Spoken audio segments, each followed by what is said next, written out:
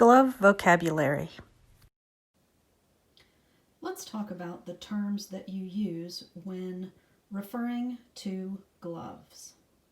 First, I'd like to address lengths.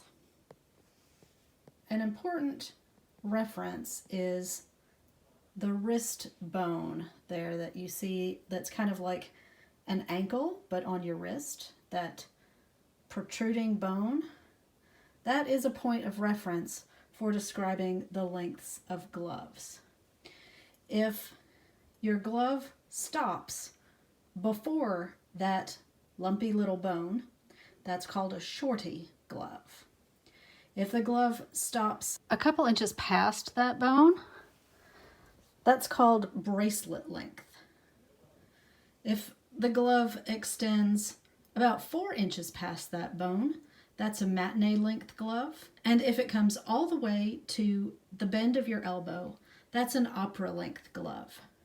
So, shorty, bracelet, matinee, opera. Words for stitched elements on the back of the hand. This glove has embroidered decor on the back of the hand. On this glove, do you see these 3 tucks along the back of the hand? Those are called points. Names for glove pattern pieces. Let's look at vocabulary words for the various pattern pieces of a structured glove like this. So if you look at this glove, you'll see that there's a seam along the outside of the hand where the pinky finger is, but that over on this side, there's no seam up the index finger or down here under the thumb. So the body of this glove is cut in one piece that covers the backs of the fingers and the fronts of the fingers, and then has a hole for you to set in the thumb. That pattern piece is called the trank. The thumb, which if you see there's not a seam on this side of the finger, but there is a seam on this side of the finger. This is an easy one. It's called the thumb. And then if you look down in between the fingers here in this interdigital crease area, there's a panel that goes up one side of the finger and then down through that interdigital crease and up the other side of the finger. And that pattern piece is called the fourchette.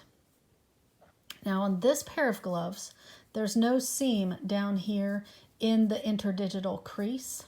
So this is a single fourchette. If we had a seam down here, then we'd be cutting 2 pieces for each fourchette, and they would be called double fourchettes. So the glove pattern has a trank, a thumb, and 3 fourchettes or 6 double fourchettes. There's one more pattern piece that you may occasionally notice, and if you look down in that interdigital fold of the fourchette on these white kid leather opera gloves, you see that little gusset right there where each finger comes down to join to the hand. That little gusset is called a quirk. That word is also used to describe this flap on the trank that attaches to the thumb in that same interdigital fold. Seaming techniques for glove making. Let's talk about seaming techniques for sewing your gloves together.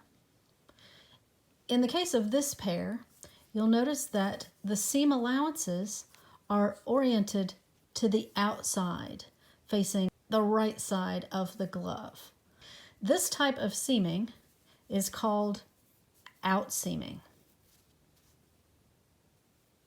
In the case of this pair of vintage kid leather gloves, which are matinee-length, you'll notice that the seam allowances are oriented to the inside, towards the finger.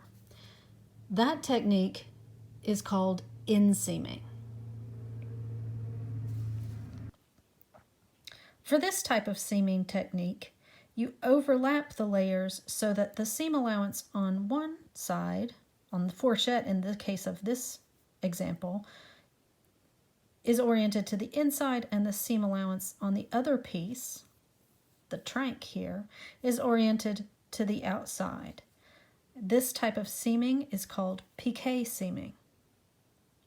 Sometimes, not in this pair, but occasionally you will find vintage pairs of gloves that have piqué seaming on the outside and inseaming on the palm side. In that case, that type of construction is called half piqué seams. This has been an overview of helpful terms to know when speaking about the details of gloves, their patterns, and their construction. Subscribe to my channel if you've enjoyed this content, click the bell for notifications, and thank you for watching my content.